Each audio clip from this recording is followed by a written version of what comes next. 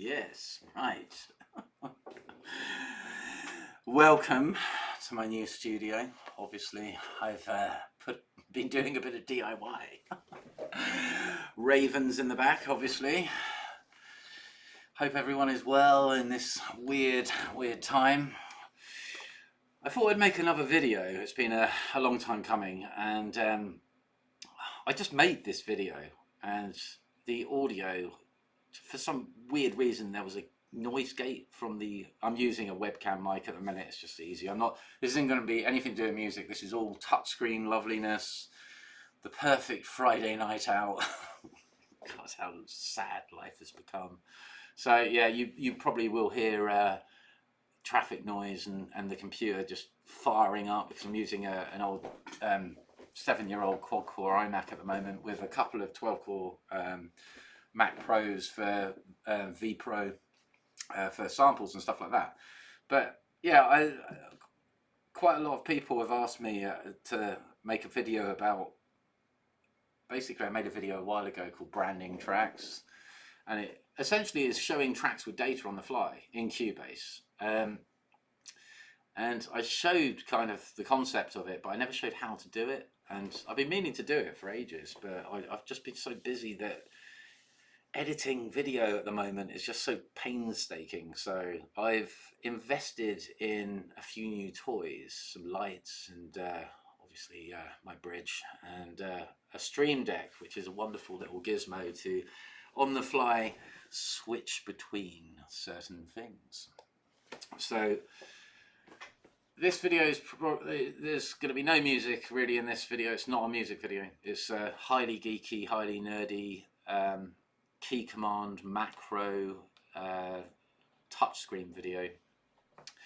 So I guess I should just actually walk through quickly what I'm using. I'm using a Raven MTI 2. Basically, here's the Raven, and it's the screen below me. And with this, I'm using a touchscreen plugin called Sherlock by 14-bit MIDI. I've just got to get rid of autosave and click that off, otherwise it would be horrendous with the beach balls and stuff. But yeah, this is what I'm using to fire off macros and key commands and PLE commands and LE commands and all this kind of stuff. Still love Metagrid, it's amazing, the update is amazing, but at the moment in my current living conditions, I live in New York at the moment, and I bought a Raven out with me because I bought it as a gift to myself. I wanted to see what the big deal was, and you know, maybe I could do a video on the Raven. I could do a video just on Sherlock alone. I mean, this is a really deep touch, you know, touchscreen app. I mean, you can select all sorts of options for buttons and stuff and program your own stuff in here, and you know that it kind of deserves its own video, to be fair. So I don't really want to get weighed down in that at the moment. But yeah, man, if you're using Metagrid, everything that I'm about to show you can be used on anything like touchscreen wise. Lima, Touch OSC, Metagrid, Sherlock, whatever else is out there. But yeah, I was just having a few beers when I was making this video, and it's going to be a bit of a long one, I'm afraid. So this might get interesting because I've just had a few and I just thought, do you know what? I'm in the mood for a few more. Now I'm going to do this. So, okay, let's actually go back to, well, let's go to Cubase. And but before I do this, I have to say thank you to a good friend of mine. His name's Clelson Lopes. He's basically a guy that made all of this shit possible. He's a Cubase genius, like hands down. I messaged him the other day because I needed a function of what I'm about to show you to work, and he just replied with, "What? So it's like a feature request?" I went, "Yeah, kind of," but the difference is with him and other developers is that he just gets your feature request made. Like, he's amazing. I'll put a link to his website and stuff, so you know, if you want to talk to a true Cubase guru, he's one of them that I know. Anyway, let's dive in. And tonight we're drinking Corona just for a change.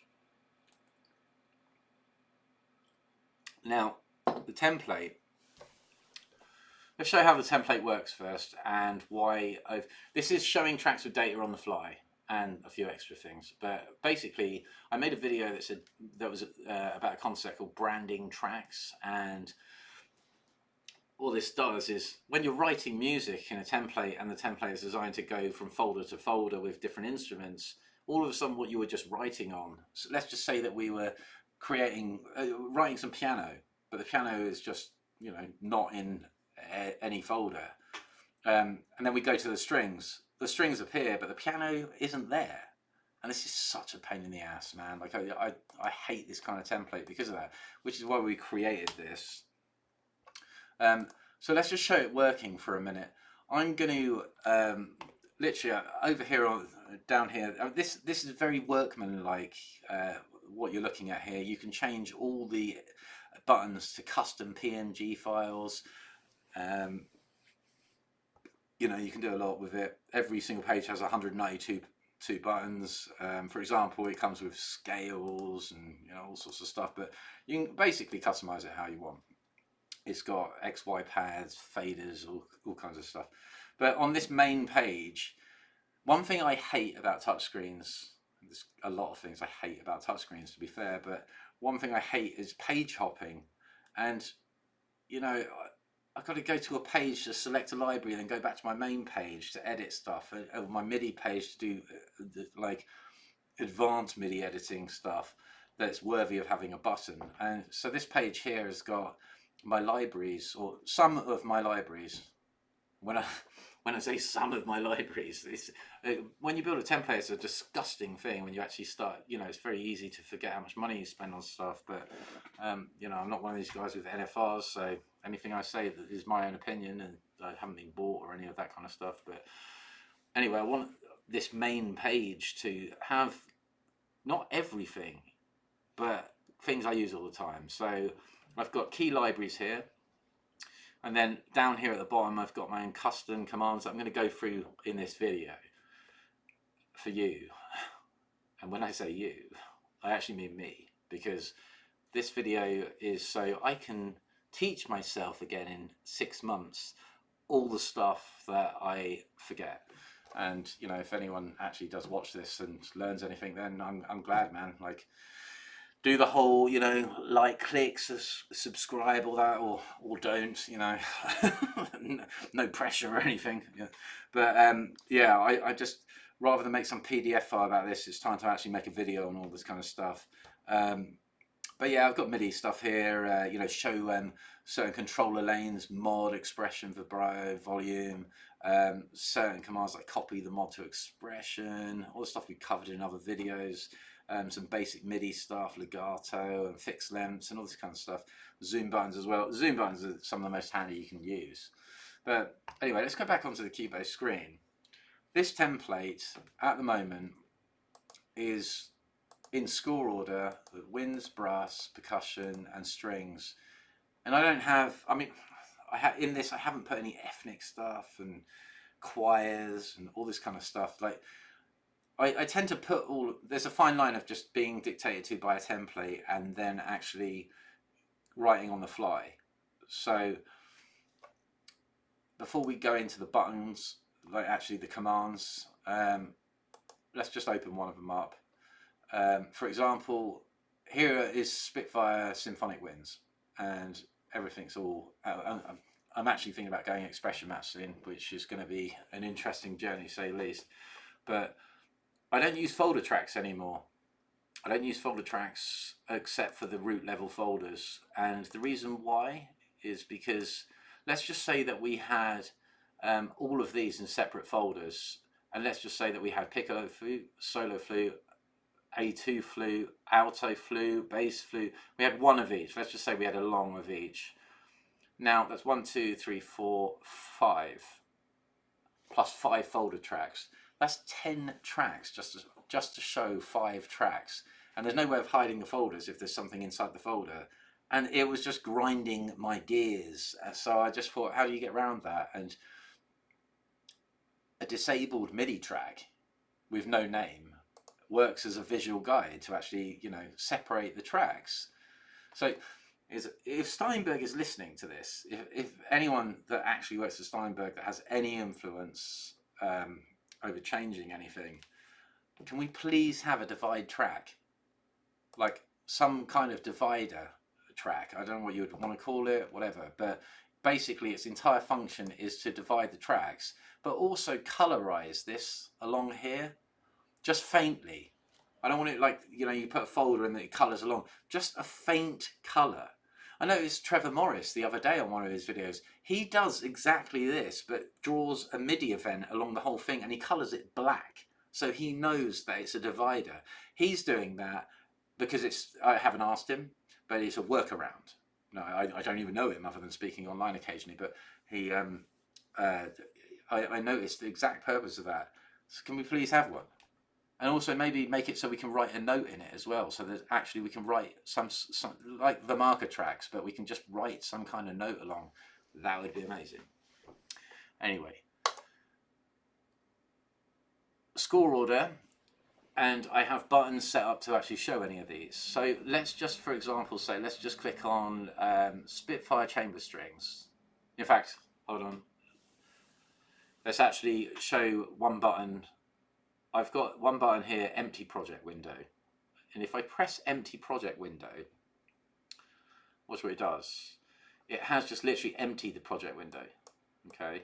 Apart from these tracks up here, I call these tracks important tracks. And I watched a Tom Holkenborg Junkie XL video, and he calls them the utility tracks, which is a much better name for them, to be fair, but I'm so deep in these commands I have to rename everything if I wanted to, so that for me they're just called important tracks. But I like that just to actually clear the view. If I don't want to use anything in the template, then that's fine, and I'll go into what I don't normally just put stuff in there because I've got so many tracks in the template. If I put stuff in there, it'd just be all jumbled up, so I have a system to actually, it's called the media bin, which I lovingly call the Cubasement, just because it always appears at the bottom and it's where I put all my shit. But I'll show you how to make this in a minute. I'll explain what all this does. But as you can see, the important tracks, let's just call them utility tracks so you know what they are. They show and the project is empty. So let's actually press a button. It's called show all tracks folded. It gets us back to what we were just looking at. Touchscreen's a bit iffy with OS X. I don't know why. I think it's the plugin Sherlock that I'm using as well. There's just something not quite right at the moment. It might be OBS, using OBS software. Because I basically, well, I'm trying out all this new shit, the Stream Deck and stuff, and I'm hoping not to actually post-edit videos and stuff. But anyway, we've got all the folder tracks. And let's just say that we want to go to Spitfire chamber strings. Okay, that just shows all our tracks, divided with the MIDI tracks, happy days. Let's go to Junkie XL Brass. Same deal. Symphonic Winds. Okay, so that's all working fine. That's great. But now let's go through the workflow of writing with this kind of template. Okay, so let's enable the rack instrument that is connected to vPro. So we should actually hear something.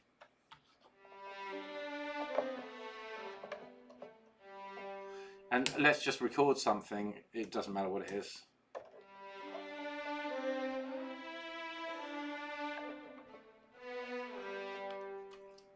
Okay, it's my masterpiece again. That's my entire Westworld submission, by the way. I'm clearly going to win. It took me a long time to come up with that. So we've just written that, and let's just say that we actually want to go to the brass. Let's just say that we want to write some brass parts with that. Let's hit Junkie XL Brass and see what happens. Okay, so here's the brass. But my strings aren't there. The strings I just literally played are not there. And this is the most infuriating thing about this kind of template design for me. So we have a solution. Let's go back to the Spitfire chamber strings. I'm going to show you how it works, and then I'm going to show you how to do it. Basically, we've got the branding tracks. The Cubase terminology for this is to prepend the track name, and if you append, then it's to add something to the track name at the end. Prepend is before and append is after. But I call it branding, and I think I was drunk at the time when I thought of this idea, but I just had cattle branding asses like on the brain. And I don't know why, but I was just thinking of, if I was in a heavy rock band and I'd have people coming on stage and stuff, like to show commitment, they'll get their asses branded. Or it's what cows get done and stuff. The farmers are into this shit. Anyway, I like the idea of branding the track with my symbol. So let's press the brand all selected tracks button and see what happens. Okay, so if we look over here, you will notice that an underscore has appeared. So let's unselect that. So it doesn't matter, you can see it. Let's just Command Z that. And you notice how it's disappeared. I'm going to press it again. And notice how it's actually just branded the track. So now let's go to Junkie XL Brass and see what happens. Lo and behold, our track with data is there. And this is exceptionally useful because let's just say, for example, I want to, copy that part onto something. Paste the origin. There it is. And here's another thing. A lot of commands I don't have on the touchscreen because it's so much quicker to actually just have them on the QWERTY keyboard. Like it is. Like if you want to change the quantize, just hit the number pad, like shift and the number. I mean, if you check here, like 8, if I press shift and 5, 16s, 32, 64, 128, dotted, triplet. It's just so much faster than reaching for a touchscreen. But anyway, like we copy that, and then let's paste the origin there, and the same again. So I'm not promoting this whole copy the data onto other tracks and stuff because every instrument from different developers, different the CC1 data is all different. Like everything should be tailor made. But for speed writing, this is quite a handy thing. And the Junkie XL Brass library, by the way, is so consistent. Like between the articulations, like it's amazing. Anyway, I won't brand them just to actually show. We go back to well, let's go to something completely different. Okay, Cineperk.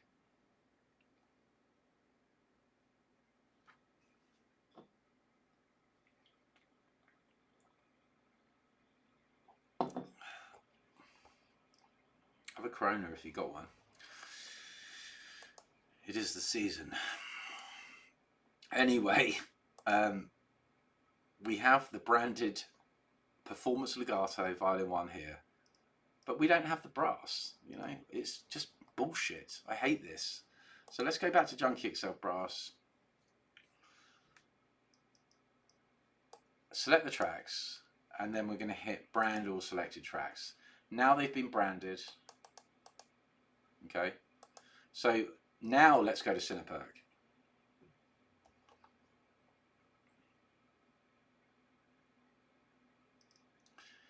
There's our violin data, there's our brass data. Now, something I should say is that because I just showed you the folder structure of score order, we've tried so hard to actually have this all just appear at the bottom so it's all together, but it just is going to be in score order, so you have to get used to that, but it's no big deal. Either way, it's showing us our data. We can actually look at whatever we want, and then you know what the use is of that. So let's just unbrand the tracks. So I think that's self-explanatory what this does. I mean, okay, whatever, let's just record beats. Okay, I want to brand that. I want that percussion, that's branded. Now I want some woodwinds.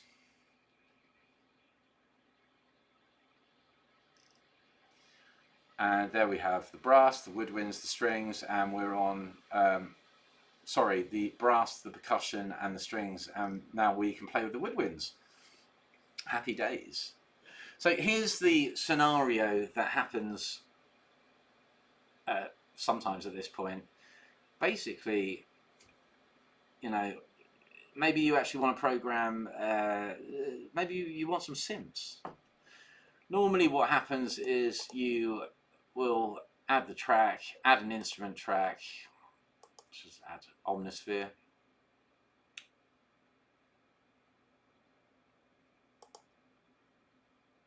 Okay, so let's just select anything other than the default. Ooh, that's loud. Okay, so we have that. And now, you know, normally you wouldn't have it there, you would just have it outside and it would just be at the bottom. And this is fine if you've got a couple of tracks, but you know, this template's got 4,000 and something tracks in it. I don't want all my stuff just all split up and, you know, okay, let's just record something.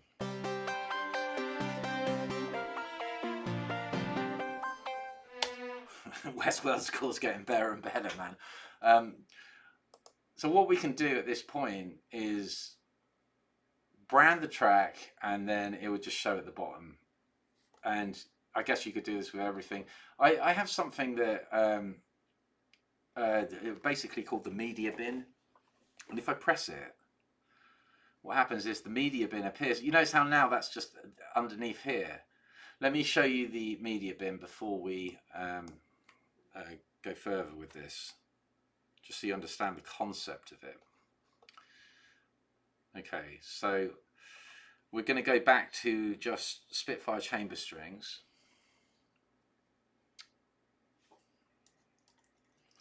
Our brass is here, our percussion is here, our strings, violin 1 is here because it's in chamber strings, because it's branded.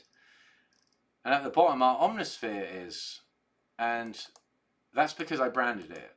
But I don't just want it loose. Oh, right, it may not seem like a big deal now because you've got one track, but when you've actually got all sorts of stuff, like, you know, sound design stuff, swipes, whooshes, carp audio, anything, you know, and you've got 100 tracks and they're all loose. And sometimes not just at the bottom, sometimes you actually, you know, you're doing sound design on a legato and then you bounce it, render it out, and then you've got all this kind of stuff. It's it can be a nightmare. So let's just actually get rid of the Omnisphere for a minute. Okay, this hopefully is self-explanatory how this works now with the show tracks with data. You know, it's a branding track thing, it names the track, and no matter where you go in the template, all your tracks that you've got branded will appear, and therefore you can just grab it and just stick it wherever you want. Where before it wouldn't be there and you go, oh my god, I just want to work on the track, like I just want to actually copy the data in there and stuff like that. And yeah, okay, 1 second. Sorry, when nature calls. It's the beauty of this OBS software, you can pause and it's great. Anyway, the media bin, let's actually show you what this does, right? Well, how I use it. So let's press the media bin button. Okay, the media bin button appears, and I use this as a kind of like a sub project window, really. Whatever's in the media bin is, and because I don't like to use sound design stuff, electronic stuff, all the stuff I create myself, all just over the place. I just don't want it loose. I want it in the media bin. Notice when I go to a different library, whatever, Wins, for example, the media bin does not show up, okay? If I press media bin, it toggles and it suddenly appears, so I can bring it in and out. So if I don't, for example, want to brand any tracks, you know, such as some kind of experimental thing that I'm working on, and I'm not sure what the direction is yet and all this kind of stuff, then I'll just leave it in the media bin. I'll go to a different library and it won't show up unless I actually want it to show up. There's a tiny bit of latency of these things appearing, but I showed a thing called the MIDI dump thing, and I've changed that. I don't have folder tracks or anything like that. I'll do this after this, but this is just about showing the tracks with data to start with, and then I'll do the rest as a kind of a bonus feature. But the media bin thing I have at the very bottom of my template. Again, I'll show you the folded tracks just so you can actually see what the template essentially is at the moment. Sorry, Beach Ball saving it. Here's the media bin, it's at the very bottom, which means every time you press the media bin, it will appear at the bottom, which I like because it gives consistency. You could put it at the top, but I just like it at the bottom. And although it's called, I had to call it media bin because some people I work with, basically, when I sort of came up with this concept of like dust, you know, here's a really good reason why you have a media bin. If you're importing a load of stems and you don't just want them loose in the project, just anywhere, you just stick them in the media bin, then they're always with you no matter where you navigate round. But I said to them, no, it's not called the media bin. It's far too boring. It's called the Cubase because it's downstairs and it's where I put all my shit. But, you know, it didn't, I don't think that that sat right with them. So I've called it the media bin, as boring as it is. But anyway, yeah, I'll show you how to do that as well. But essentially, the buttons I've got on the Raven, I've got unbrand all selected tracks. I've got brand all selected tracks. The show all tracks folded, and also the media bin button. Then I've also got unbrand all branded tracks. And that's useful for when you've got hundreds of tracks that are branded and you don't really need to see them anymore, or they were old files and you just want to hide them, which I'll get onto in a bit, but that's quite useful just to get rid of them.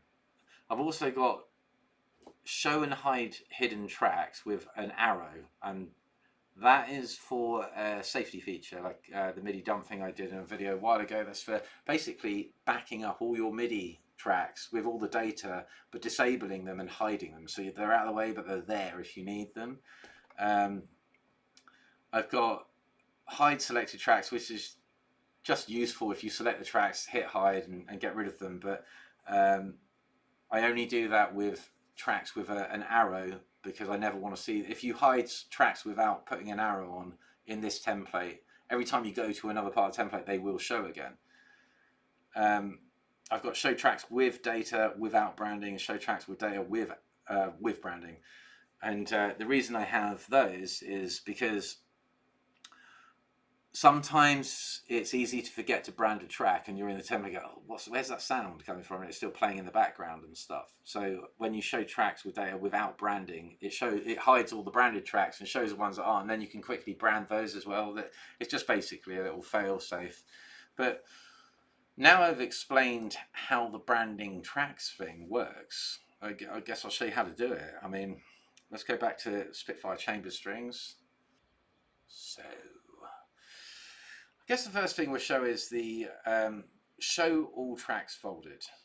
And if you're going to do anything like this, I'd highly suggest you use Google Sheets, because this stuff can get really complicated. If you're using Sherlock, if you're using this, then when you actually select a button, you have options here to use Logical Editor, Project Logical Editor. Let's just call them LE and PLE, LE, PLE, and macros. And these are your customs, and they're named. Let's just do PLE, PLE hashtag 001. Now, let's get off this for a minute. And if we open up the key commands in Cubase,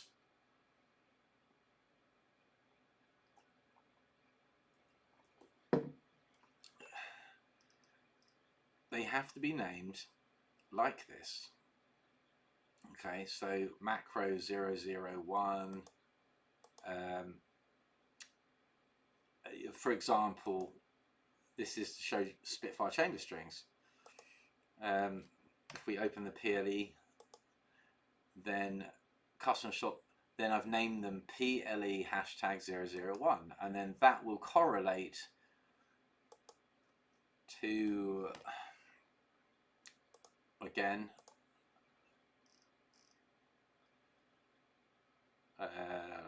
PLE001, and then you put that on the button, and then you rename the button to whatever it is, and then job done, you've got a button. Let's just not save that. Okay, so that's how that would work. And in Metagrid, all the stuff is easy to do in Metagrid. You basically would just go to Studio Setup, go to your macro page, and you see here, you go to macro, whatever you've got spare, then you find the macro that you create. It's as simple as that. It's just, with Sherlock, it's a bit of a pain because you don't know what anything is because it's called PLE #002, and you just think, fuck, and that's why you need Google Sheets, like, for sure. So first things first, let's show all tracks folded. This video might be a bit of a long one. It's like, it's only for the super nerds, to be fair. I can't believe what my life has become. This is Friday night. So I'm going to show you how to fold all the tracks, and let's get Google Sheets up. And 1 second. So, okay.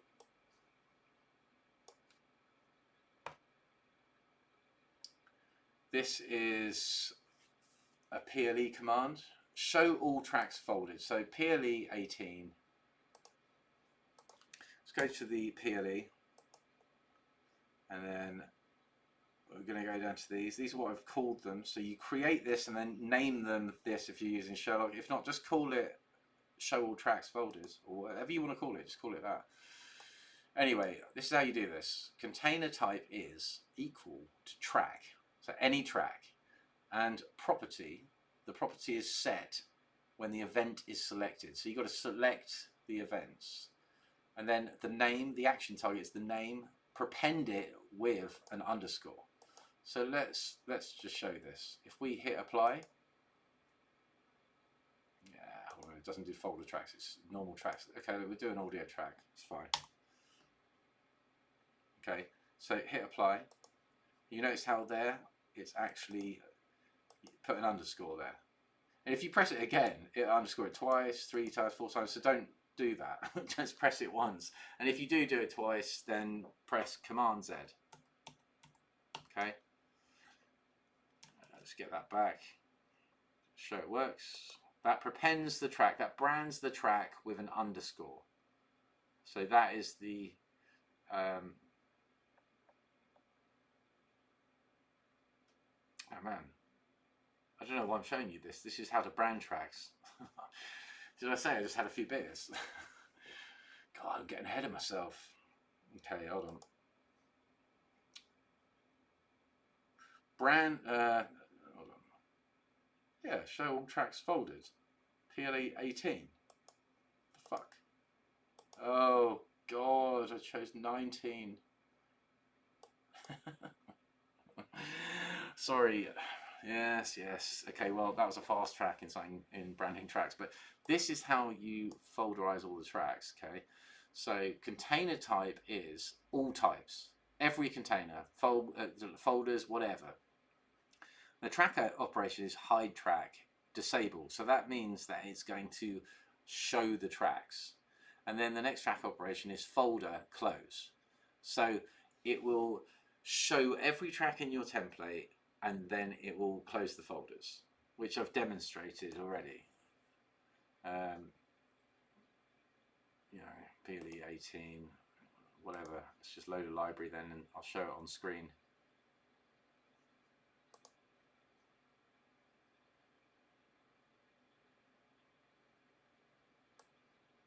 Might as well get rid of that while we're here. And so PLE 18. And this is going to show all the tracks and close them. Job done. Okay, so that's the first command to learn. The media bin, so let's just find that first. If we hit apply, okay, let's get rid of you. Let's hide the media bin.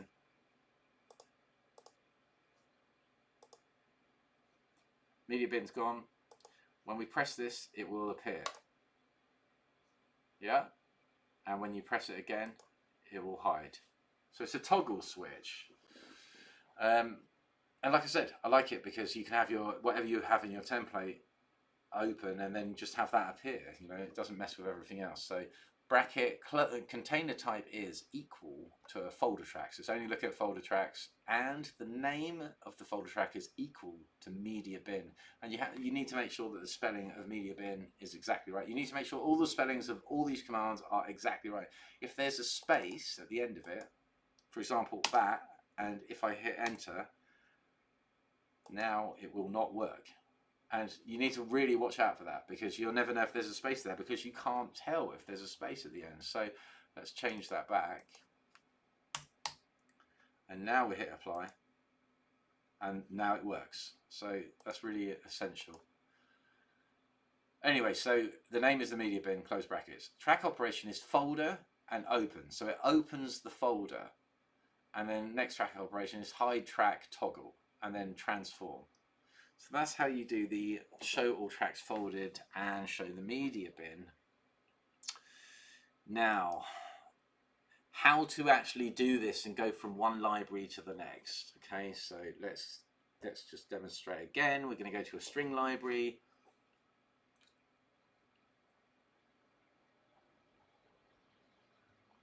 Oh, God damn, I love this beer. I need it. I made so many videos.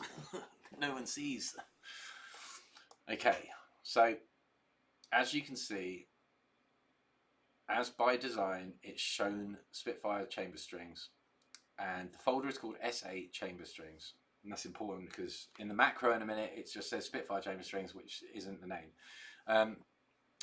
This is branded, and I've shown you the branding tracks works. So we go to Junk Excel Brass, and I'm going to show you how to do this. So we go to a different library, whatever it is. I'll just press something else. Mark wins. Okay, fuck that. There's only one track in there. So we're going from one library to the next. We're showing all the tracks, and the tracks that are branded will show. That is the process that we're going to show you right now. Okay, so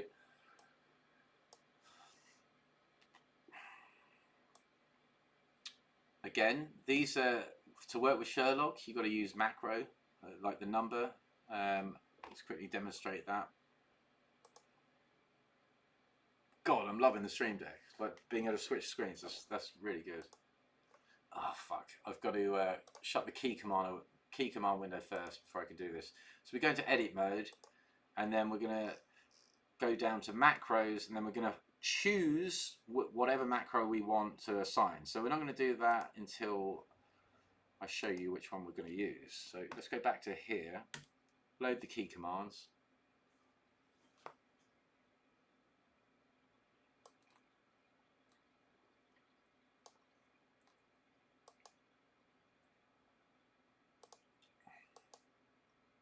Okay, so Spitfire chamber strings.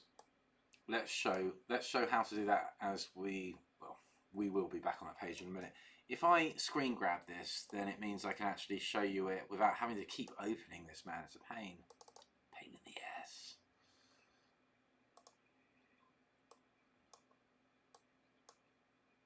So we'll talk through how this macro works first, okay? The first thing, when you press a library button, is you're going to hide all. You're going to hide everything. That includes all the important tracks. So let's just demonstrate this. Hide all is a Cubase PLE command. Where are you, bitch? There, visibility, hide all. This is a Cubase PLE. So if I get rid of this a little bit, here are the important tracks as listed here. Show the important tracks. Here are the normal tracks that you can see in the project window. This will hide everything. If I click apply, it has just hidden everything. Okay, so that's the first step that happens. The next command is show the important tracks, which JXL, Tom Hulkenberg, Borg, sorry, it calls them utility tracks. It's irrelevant. Call them what you want. Just, you know what they are. Video tracks, marker tracks, you know, key change tracks, whatever they all are. Show the important tracks. Let's find this. Okay. So I'm going to hit apply and see what happens. My important tracks just actually turned up, and I have a lot more of these if I want, and that's what I'll talk to you now about. So media type is equal to a marker track, or equal to a chord track, or an arranger track, or a tempo track, signature track, video track, or audio track. So that means if you've got a marker, chord, arranger, tempo, signature, video, audio in here, then they will show, with exception to the audio track, which is the next part of this. This is a really big macro. And again, Cubase Steinberg, please, can we just actually make this resizable, please? Because this is, we are dealing with this kind of length stuff going on, okay? It's like, please, can we update this? It would be just amazing. Anyway, you can have an audio track in here, but here's the issue with that. It's got to be named properly. It's actually got to have its name. So here are examples. We have an audio track, or media type is, and put another bracket here, equal to an audio track, and the name of that media type is equal to VO or video audio, Foley, DX, 2-pop, MIDI, click tap, Hans Zimmer piano sketcher. So just to prove that this works, like, only because I don't have them in there, if I don't have any of these tracks that are called Foley or DX, then they just won't appear because they don't exist. But I'll just show you this. If I create a track that's called Foley, okay, and it's got to be an audio track, add audio track, and we're going to name it Foley. Exactly the same spelling. Okay. Now, when I go to, we're going to have to close this for a second. Now, when I actually go to Spitfire chamber strings,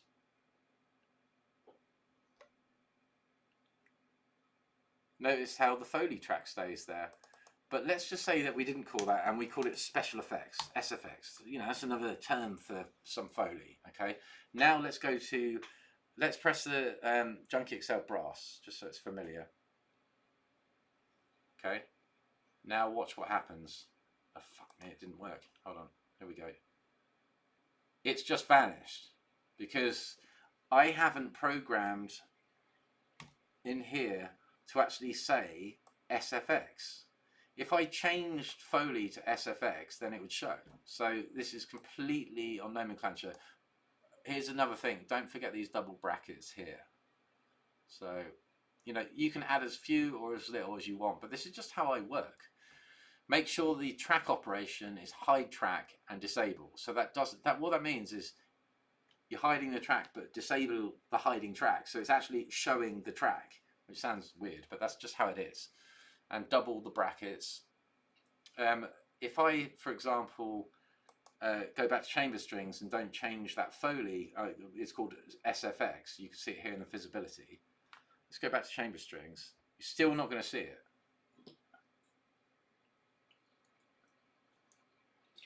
However, if I change that to Foley, and now go back to Junkie XL brass, watch what happens. That's so unresponsive. The Foley track stays there. So that's how you show the important tracks, and you can edit it how you want. I mean, I rarely have a 2-pop in there anymore, but it's just there in case. And because if you put these in there just in case, just like that, you go, oh well, if I call it Foley, it will always appear. Or that's why I've got one that says video audio, because when you import video and you have audio, if it's just all bounced together, good example like the Spitfire Westworld competition, you've got dialogue and SFX in one. Just call it video audio, and then it will just appear. Anyway, if you delete the track, then it makes no difference at all that it's in there, you know. So the next PLE command is to show the actual library, and let's get this up now. So we're going to show the Spitfire library. Maybe down here. Spitfire chamber strings, and I should really name it so it says SA, like sorry, SA chamber strings, but I know what it is. Let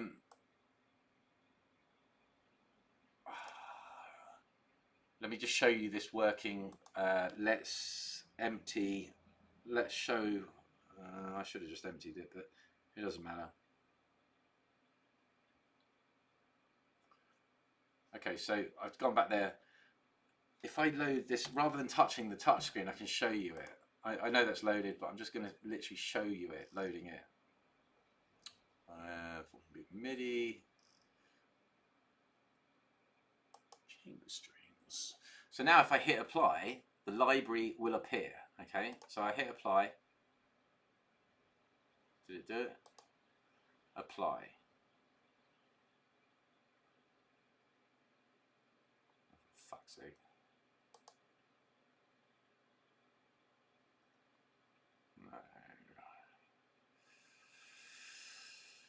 No. Hold on. Oh, I'm missing something here.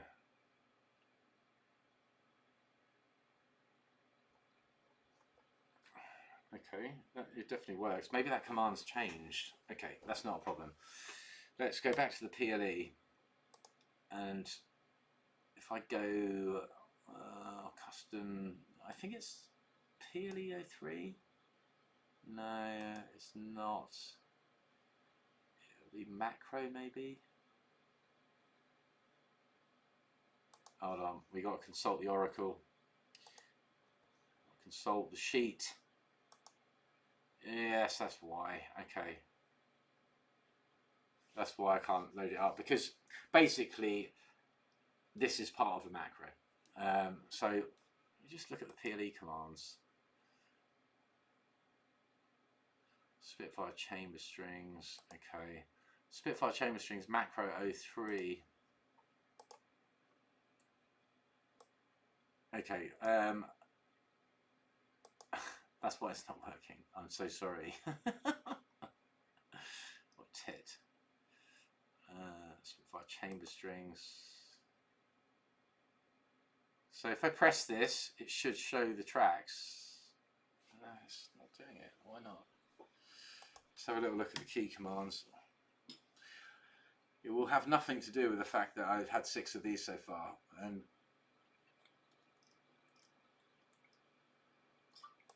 see, macro 3, Spitfire chamber strings.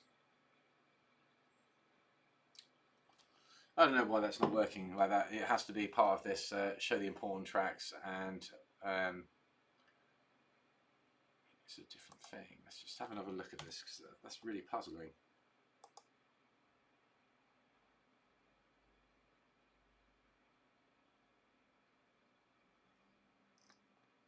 Spitfire chamber strings. Container type is equal to folder track, and name is equal to Spitfire chamber strings. High track disable. Show the fucking track.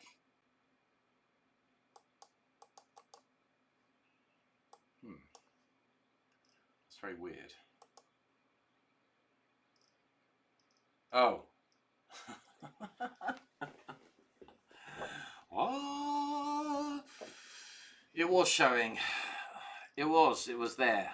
I already had it showing. Right, okay. My bad. Okay. Easy mistake to happen. Let's empty the project window just to be absolutely sure. Oh, for fuck's sake. Right, our important tracks are shown. So it hid all, it showed the important tracks, and now we're going to show Spitfire chamber strings. There's my PLE button. Notice I don't have the PLE button on the touchscreen because I use it so much. It's just on the QWERTY keyboard, right? Don't be fooled into thinking the touchscreen is everything. You don't need one. Well, it's good to have one, but you know, you don't need it for everything. It's all a lie.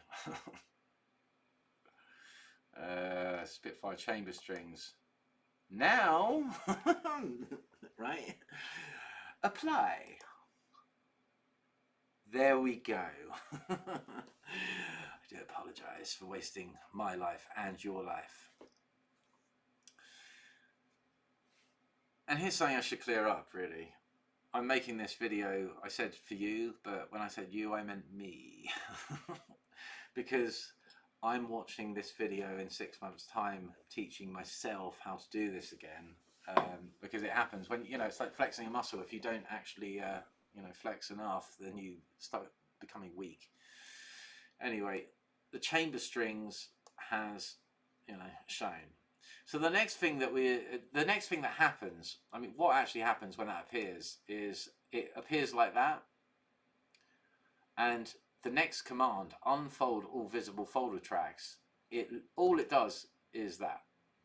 And it says unfold all visible folder tracks because I used to use folder tracks, and there used to be a shit ton of folders and none of them opened and stuff. So this command is for that. If I go back to Junkie Itself Brass, you'll see it.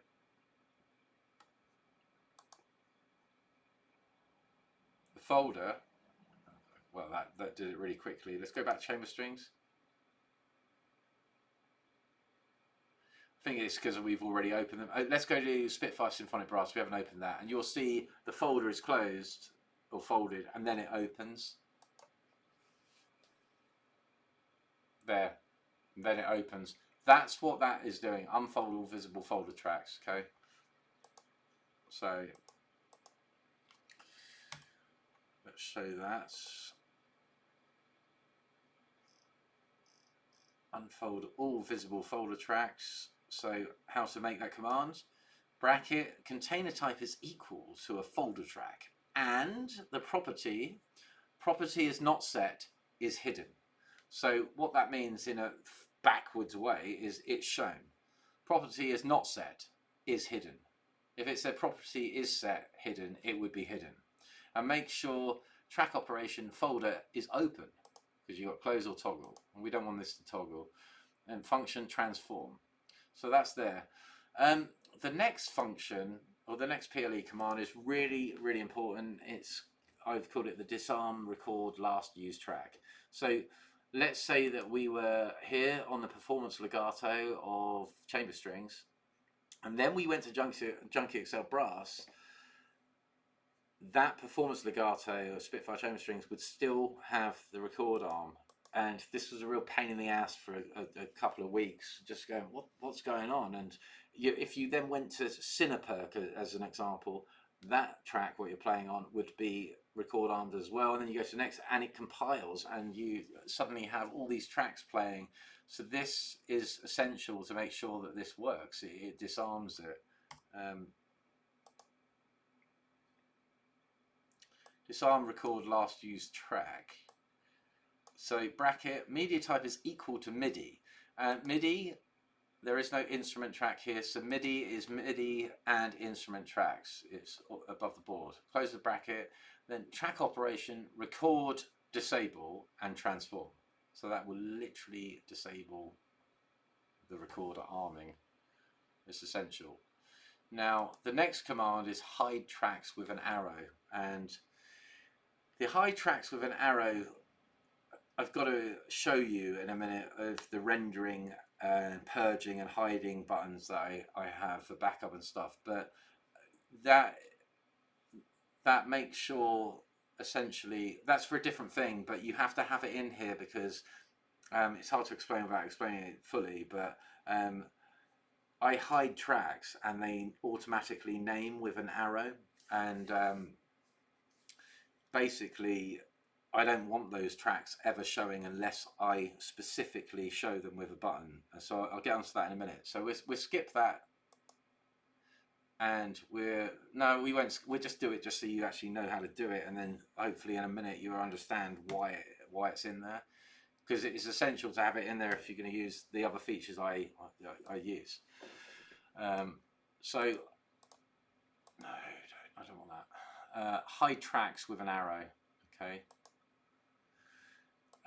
We'll just do this now anyway, just so we've actually covered it. But container type is equal to the track. any track, and name contains an upright arrow. And then the track operation and the action target is hide track enable. So that is hiding the track, and make sure it's transform and not select or delete. Always check that, because that's, you know, every time I just start pulling my hair, I just think, why? Almost like, where is the Spitfire chamber strings and it being there? Normally, if something isn't working, the transform set to select or some shite, you know, so make sure you check that. But that's how you hide tracks with the up arrow, and that will become clear in a minute. So the important thing here, going back to branding tracks, you brand the track and you have an underscore on the branded track, like this track here in the background.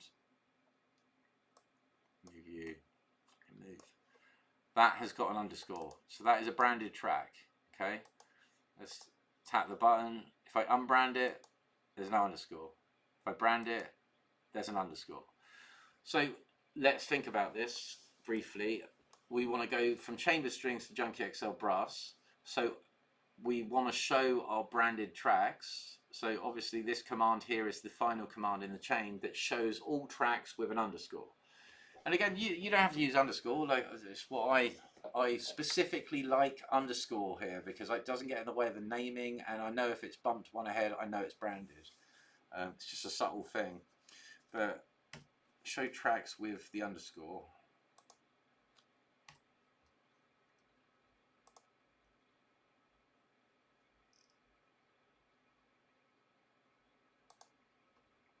So this is how you do the last command. The container type is equal to any track, and the name contains an underscore. The action target is track operation. Hide track disable. So again, you're not hiding the track. If it was hide track enable, you would be hiding the track. Hide track disable, you are showing the track. And again, transform needs to be on. So that's how you create the whole branding track. You know, go to the next library. I can't actually remember if I showed you how to do the brand track buttons, so we're going to have to do that again just in case. These are the perils of drinking, to be fair. I remember now, I haven't. I showed you show all tracks folded and media bin. My goodness. Right.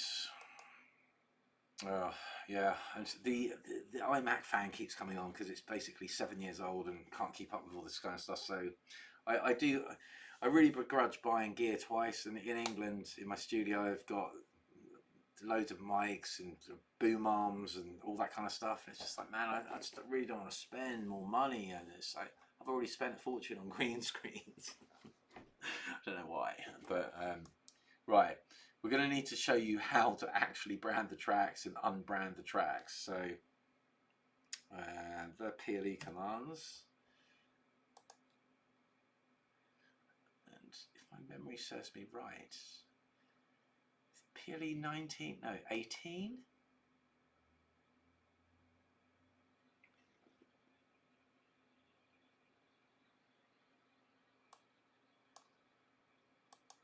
I'm going to check this. Apply. No, that's all tracks. What am I doing? I'm an idiot.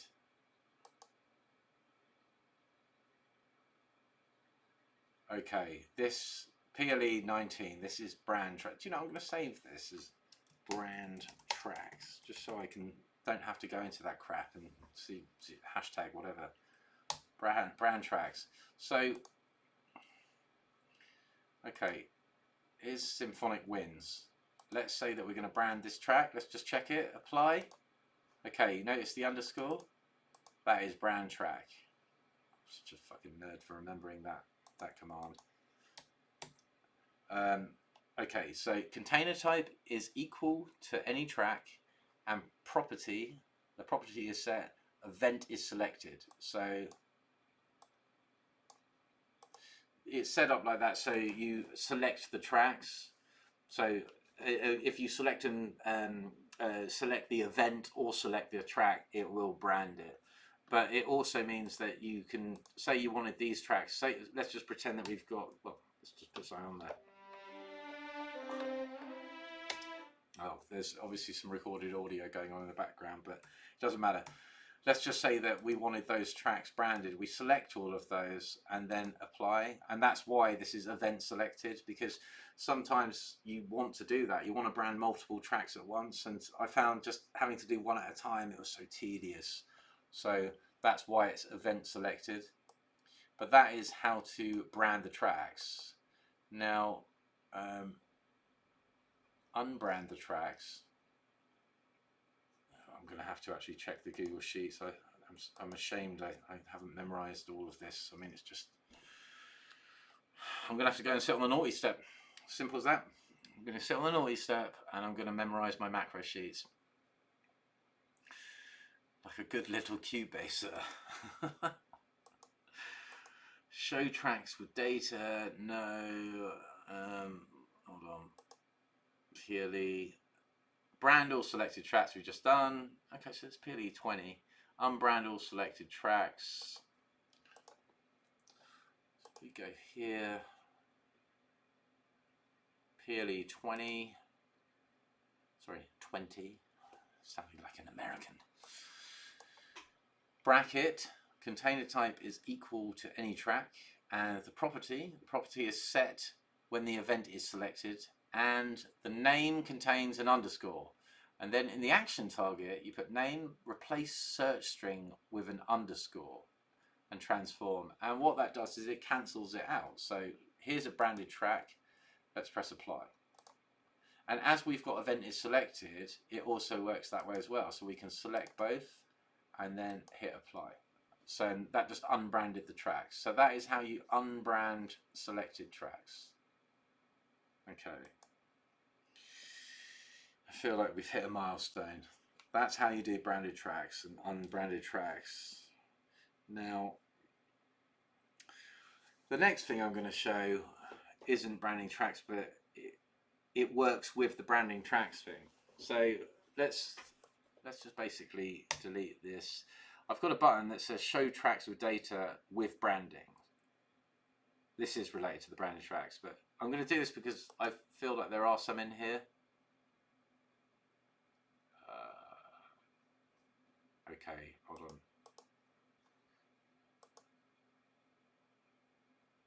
No, okay, that's good. There are none in here. That's good. The result is it didn't show any, which means there are no branded tracks. Right, let's go back to our favourite chamber strings. A bit familiar actually. Oh, there is a branded track. So the button wasn't working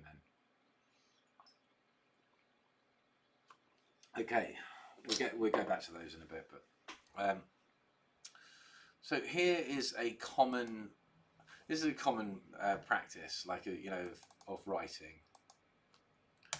First things first. Let's just say that we are super happy with that. You know, it's our masterpiece. It's my Westworld submission. Let's get let's render it.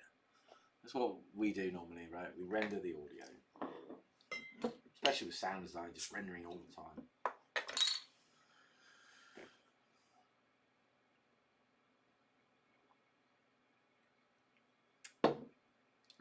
Okay, so because it's through vPro and this right now just has one stereo out, just on a limited machine at the minute, let's just call it that. That's pretty typical. Yeah, we've got the data that's muted, sorry, and then we've got our audio track, and it's named. I always want to keep the MIDI data, even though I've committed to that. Like when something changes, I don't want to delete the MIDI data. Like I always want to be able to go back. So I made a video ages ago called MIDI dump, and it was for this reason. It basically revealed folders called MIDI dump, and I would actually duplicate that track by pressing the duplicate track button. I'd press a disable button to disable the duplicate. I'd drag it manually into the folder, and then I'd press a button to hide the MIDI dump. Even to the point of having a button to flush the toilet, the MIDI dumps, and highly crass, I know, but it's just such a pain in the ass doing that shit. So here is a button called Render, Purge, Hide, and Purge has got nothing to do with purging samples in Kontakt or anything like that. I'm going to just do it, and then you're going to see, I'm going to explain what it does, because it does it quick. It doesn't do it super fast because this computer's slow, but you will see what happens. Okay, so the scenario is, I'm happy with that take. I want to bounce it to audio because my system resources are gay, and I want to also back up the MIDI data, but I don't want to see the data, which hopefully in a minute makes sense. The little arrow thing that I just showed you in the macro for the visibility, this is going to rename a duplicate that hides with that arrow, so it never shows those. Okay, that's basically what this is going to do. So let's press Render, Purge, Hide. So it's going to render it out, it's going to purge the original, it's going to purge the let me just see this. Render it out, it's going to duplicate the original, it's going to disable the duplicate, it's going to hide the duplicate with a different name, it's going to go back to the original and delete the shit off of it. Okay, so now you can see we've got the render. Let's just name it so we know. And if I click here on the visibility, there's my duplicate of Violins 1. It's disabled, so let's hit the disable enable track. It's disabled, and it has a D because it was duplicate with a little arrow. So now let's put it back to how it was. What that means is that I've got Violins 1 and I can use it. I haven't got any of the shit on it, and I've got the audio bounce, so I can still write on top of it if I want, the VC stuff, whatever I want, and that works for any track. And if I, for some reason, if I go, oh no, okay, I really like the first 4 notes of this, but I want to actually change it, I have a button to do this, obviously. Show hide tracks. Let me click this. If I put the mouse down, show hide hidden tracks with an arrow. Okay, so go back to here. If I press that,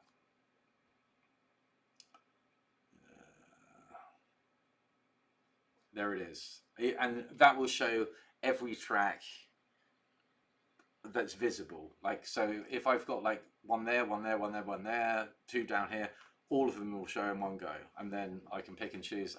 I can't really, you could do individual ones, but you've got to go on individual naming, and it's a pain in the ass. So it's just an all or nothing kind of thing.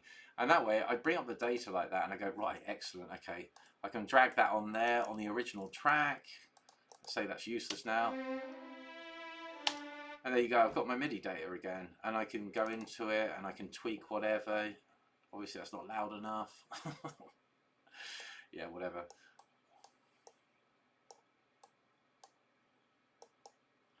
Obviously we've got delete mod button here. That doesn't do that, that does that.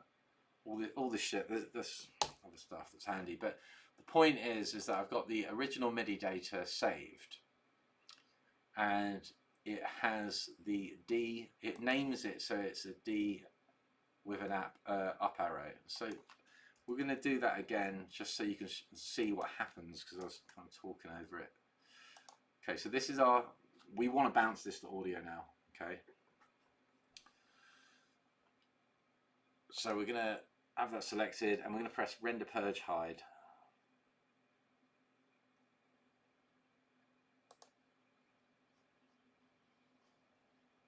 And it depends on the speed of your computer as well, but here's the rendering, so it's rendering it to audio.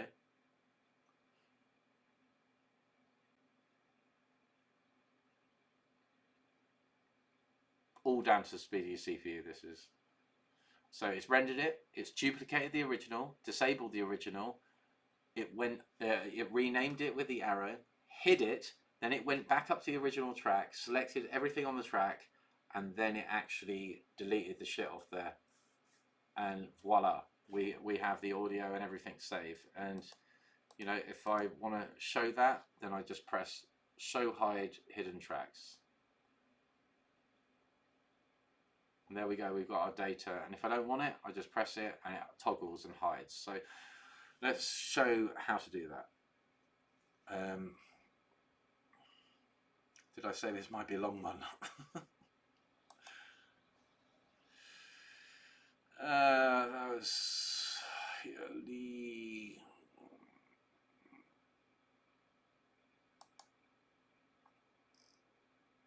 Persian hide.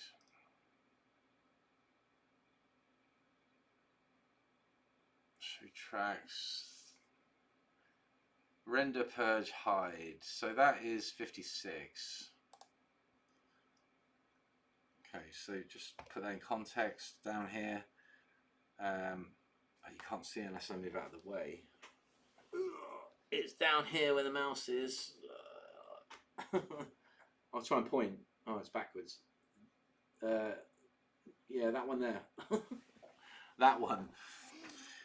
Render, purge, hide.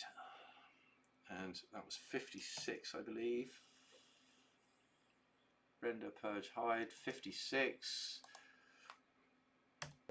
Arrow. There you go. You see how it just put an arrow. Oh, fuck. Oh, man. This is irritating.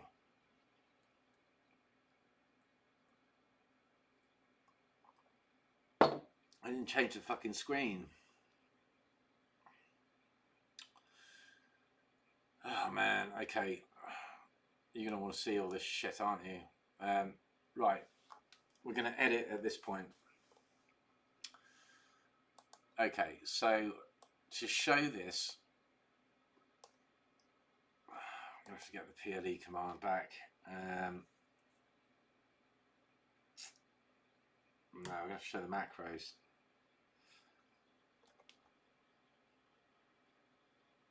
Bollocks. Totally forgot to press the button on that. What an idiot.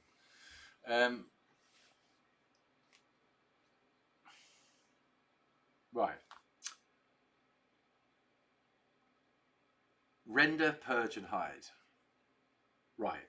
Render, purge and hide. Sorry, I forgot to switch screens. It's basically me useless actually talking all that shit without you being able to see it. 56. Okay, so this is the macro.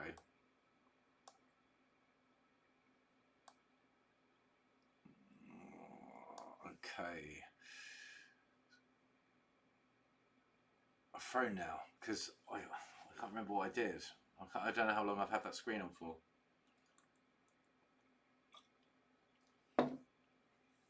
It's got to be render, purge, hide, hasn't it? I mean, okay. So this, what the render, purge, hide does, let's actually just go through this quickly again. The render, purge, hide button, let's actually just do it, shall we? So let's just record some notes.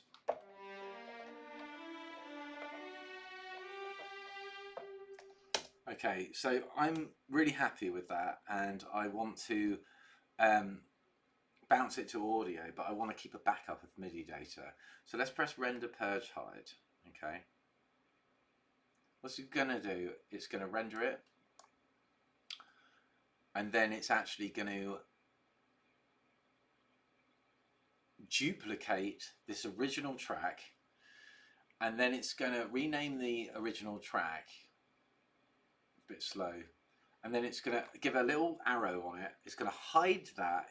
Then it's going to go up to the original track. It's going to select everything on this track, delete it, and then we're clear. And if I show you this, there's the data. So that is the render, purge, hide. So let's go through that now. Oh, I'm sorry. Fuck. I can't believe I didn't press mental note using the Stream Deck. Always actually switch the screens. Stupid. Okay, so macro 56. This number doesn't mean anything to you guys. It's just what it is for me. So here's the...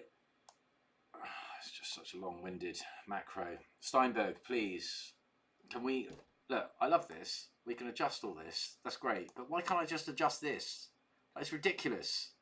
Right, you see this macro? It's bigger than the window. And can we just have a down arrow and up arrow just so we go one line at a time? Because that is just awful. I mean, please, please, please, can we just put that in there? Anyway, it renders in place. I've got to explain the spaces in a minute, but ignore the spaces, right? It renders in place. It then, the renders happened. So the renders happened, then it navigates up. Then it removes the underscore, the branding. Then it duplicates that into a new track. Then it will disable the duplicate. Then it will remove any prepending just in case. And then it will append an up arrow to the selected track. And the up arrow, if you remember in the macro of going between library to library, you know, it hides all of these tracks. This is why it all ties together. Then navigate up, it goes back up to the original track, it selects everything on the track, all the data, all the MIDI events, and then it deletes. And then it navigates down back to the duplicate, and then it hides the selected track. The reason why we have spaces is because everything gets jumbled up, because there were bugs in Cubase, and I don't know if they still exist or not, but because it's going down, it's duplicating a track and it's renaming it, then it's going up and then it's doing this and then it's deleting, it's hiding stuff, it just jumbles up. And in Metagrid you have a timing thing, so you can actually have 0.1 seconds between each commands and stuff. That's, instead of putting these spaces in, if you're going to use Metagrid, just do that on Metagrid. I find it to be much more reliable in the actual Cubase macro to do this than over Metagrid or anything with Wi-Fi or anything, man. Like, just the way to create, so I don't know the timing of this, but if you open the PLE, make sure there are no commands whatsoever, and then just save it as whatever, like I've called space, then that creates a blank PLE command, and you can use those as kind of spacer things. And the reason why I've got space 1, space 2, space 3 is because a bug that was in Cubase was that if you use the same command a couple of times, all of them would just jumble up. They would just literally just reorder themselves, and it was a nightmare. It took hours to actually, you know, put all these together, put this whole string of stuff together. So let's actually show any of the commands that we need to show. Render in place, that's a normal command. Then add a space, then navigate up, then add another space, and then we remove the underscore, which is basically unbrand tracks. So hold on, let's screen grab this.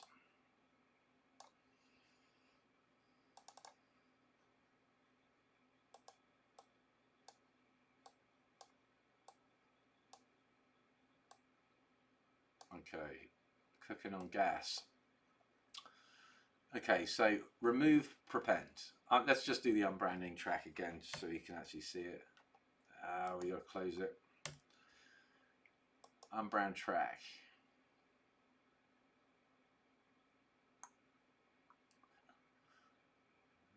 Remove prepend. There we go. So here, remove prepend. Name contains underscore, and container type is equal to any track, and property is set when event is selected. Name, replace search string. Okay, so that's remove prepend. Then the next one is space, and then the next one is duplicate the tracks. Then the next process is another space, then disable the track, and then remove prepend again, just in case it's branded still. And then we're going to append an arrow to the end. And this is really important, because this symbol means that when you go to any other library, they're not going to show. So let's find it. Append arrow to selected tracks. So container type is equal to any track, and property, the property is set when event is selected. Name, the action target is a name, append with one of these arrows, and then transform.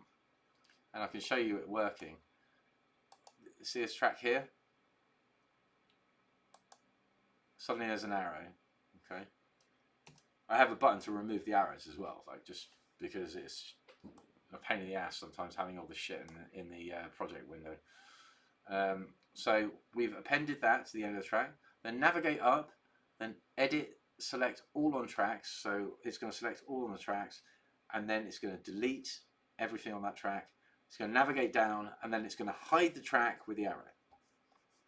So I don't know if I've lost anyone there, but you know, that is how you actually use render, purge, and hide. And let's just demonstrate it again, just in case I lost anyone. So let's just play some notes.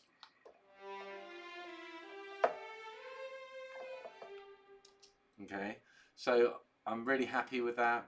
I want to render it to audio. I want to save the data. Render, purge, hide. Okay, it's rendering. It's rendering the audio. It's going back to the original track.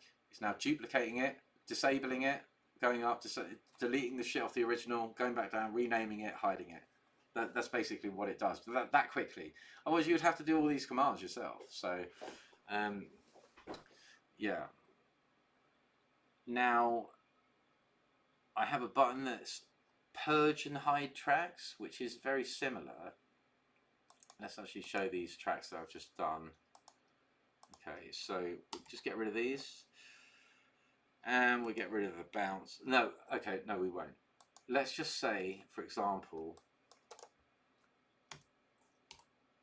that I've just recorded some MIDI that I love.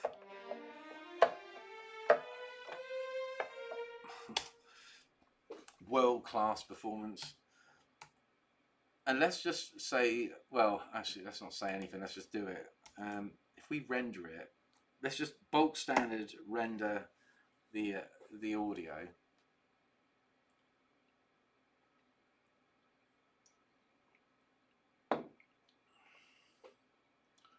As we do, you know, just render shit out. Not quite sure yet whether I want to delete the MIDI data. You know, I brand that bit of, you know, maybe I brand that and then go to another part, whatever. Maybe I haven't finished. And then I come back to it and go, do you know what? I've already rendered it and I don't want to change it. So what's the point in re-rendering it? And so that's what, I won't forget to turn this screen off this time, but that's what purge and hide tracks where the mouse cursor is. Okay, purge and hide tracks. What this is going to do is just make a copy of this, and then it's going to do a similar thing. It's going to put the arrow on it, it's going to disable it, and it's going to fuck it off, and it's going to then delete this shit as well. The only difference is it's not going to render any audio. So we'll do that. Purge and hide tracks. See how quick that is? Now I've got a copy of the MIDI data if I need to edit it, but I didn't have to re-render anything. And notice the name of the track, it's got a D and an arrow. So if I press show hide hidden tracks with an arrow, it should hide it. And there you go, it hides it. So that's backed up. So let's show you how to do that. Purge and hide tracks. You have to consult the Oracle.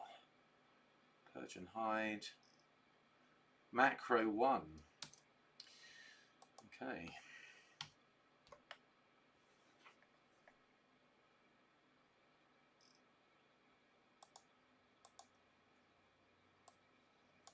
So this is a little bit of a smaller macro. Obviously a typical size macro, as we can't resize the macro section.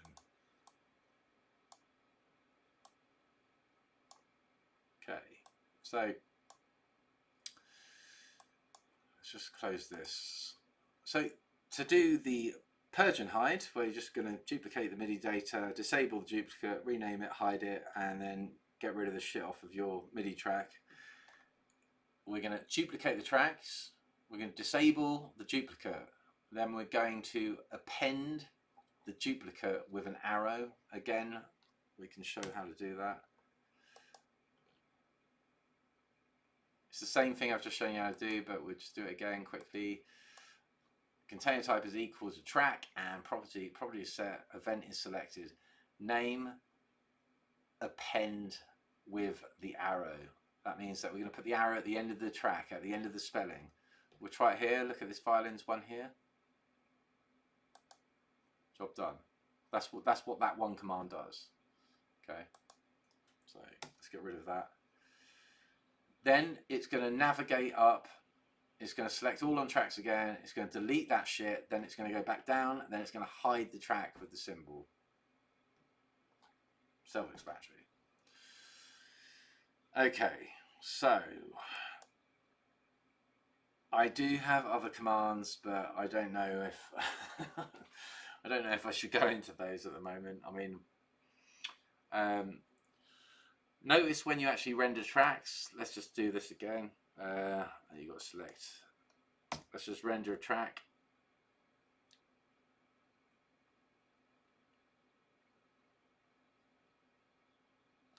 It always has the R at the end. Now I have a button that will remove the R. So watch the screen here. There you go, and it's just deleted just straight away.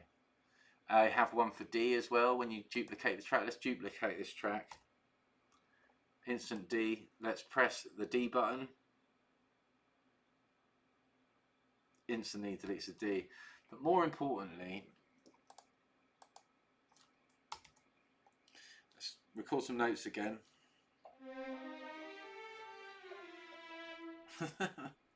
Fuck, I don't know how I made it sound so bad. Let's actually just do a render purge hide thing again. So we're going to actually render it out to audio and then copy a duplicate of the MIDI data in the background. I hate this with Apple. Why the fuck does it always change screens, man? Just stay on there.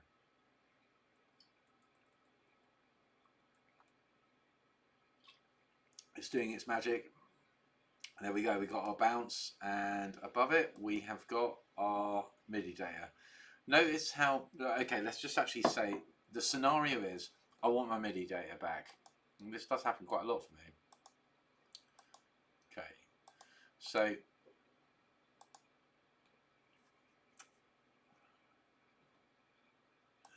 hidden the wrong track. Let's hide that.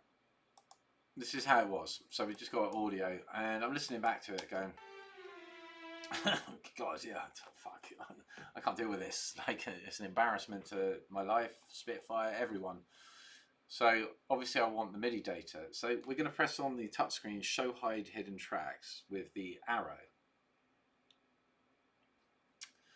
It shows everything, as I've explained already. However, let's just delete that because we don't need that. But let's say I want to actually amend that.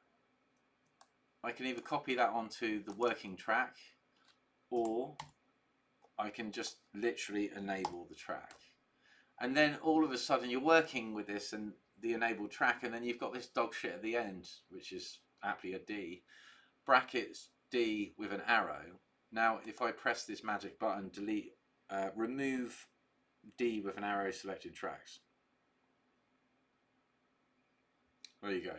So that kind of thing is really useful. So let me show you how to do these. I'll show you how to do one, and then you can change it yourself, you know. Remove selected tracks. So let's just, for example's sake, do it. And then arrow. Okay, that's the symbol. Name contains D, arrow, and container type is equal to any track, and property, the property is set if the event is selected. The name, the action target, the name, replace search string with, you're going to replace it with that, which cancels itself out, the D with the up arrow. So watch this here, and then we're going to hit apply, and then it deletes it. So if you want to delete just D, change that to D. If you want to do that with R, change that to R. You know, that's how you do delete all sorts of stuff. You know, that's a different a can of worms altogether. But I guess the last command to show you is the show hide tracks, show hide hidden tracks with the arrow. Okay, so let's just so we can show you it working. Let's do another one to create one. Render purge hide.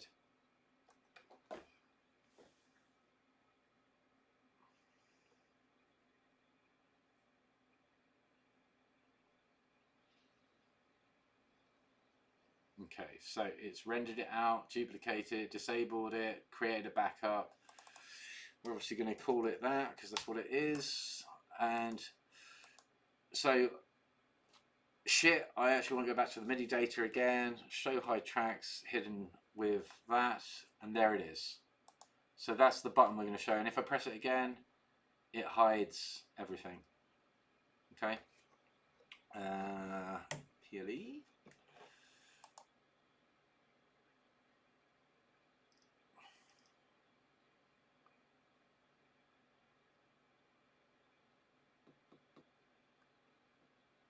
Show hide tracks.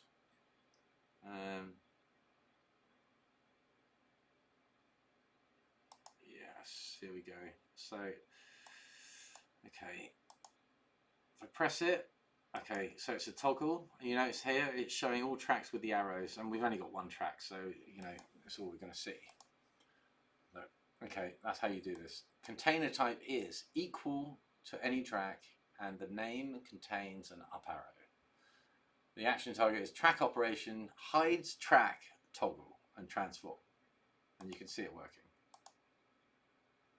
That's how you show all your hidden tracks. Now's probably a good place to stop the video, to be perfectly honest with you. There's all sorts of other stuff, but this is just an idea. This is just something I use, you know. It's possibly something that you're never going to use, but it's something that since I started using it about 1.5 years ago, I always brand my tracks, and I've always got data on the fly, you know. So you know, let's show hide hidden tracks. Let's brand it, and then let's go to Berlin strings, and obviously it will show my string data down here, and there's obviously a masterpiece I was working on another day, but yeah. Oh fuck, I guess it's time to have another beer. Hopefully this video has been helpful to somebody, and sorry I forgot to share the screen. I'll try and edit this thing, and hopefully it makes sense to people, but yes, have a good Friday night, and well, I guess it's time for another drink. Let's hit the bar, shall we?